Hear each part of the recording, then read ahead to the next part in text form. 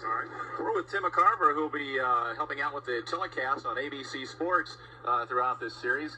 Tim, first of all, the big story, of course, this morning and this afternoon will be the umpire strike, and there'll be some amateur umpires who will be working today's ball game, and I guess it's a day-by-day thing from here. But you played back in '79 when there was an umpire strike, and they used non-major league umpires. What was your opinion and your impression of how things worked? Well, initially there was understanding on the part of the players as far as new umpires coming into a situation like that, a pressure-packed situation.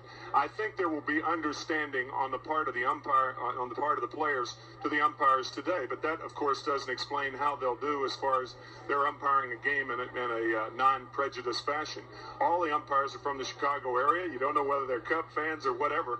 But if I were playing today, I think I would take the attitude that just take this back to good old-fashioned hardball and pretend you're playing on the honor system and just pretend, if you're ever in a situation where the umpire can make or break on a certain pitch, you better be hacking because you can't depend on umpires. These umpires, I think, would be unfair to depend on them to make a decision as to what your fate is today.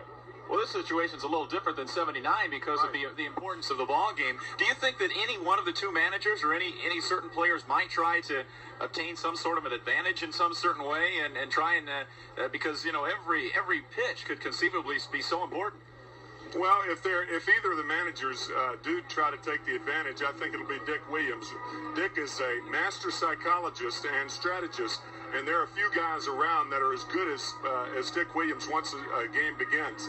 And for that reason, if there is an advantage, a fair advantage to be taken, I think Dick will be the one who takes that. However, there's a fine line there. Is it an unethical? Do you take an unethical posture if you try to take an unfair advantage of an umpire in a situation like this? That'll be left up to people in our business, I guess, to be loquacious enough to talk about it.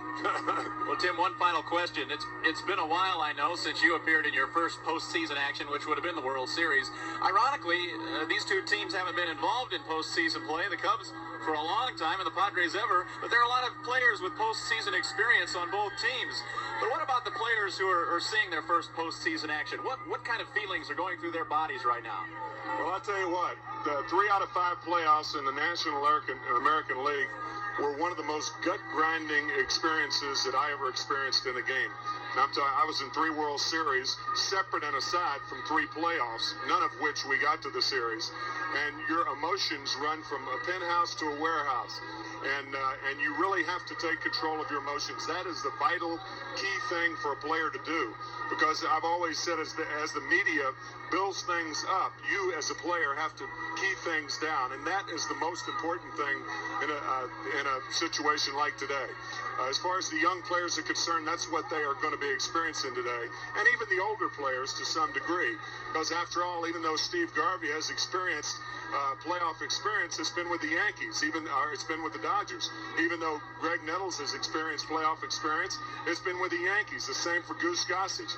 And Ron Say, it was with the Dodgers. So, when you go to a new town, you have something else to prove.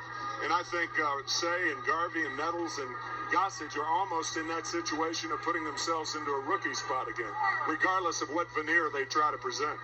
That's an interesting thought. Tim McCarver, thanks so much. It's my pleasure, Wilson. Bye.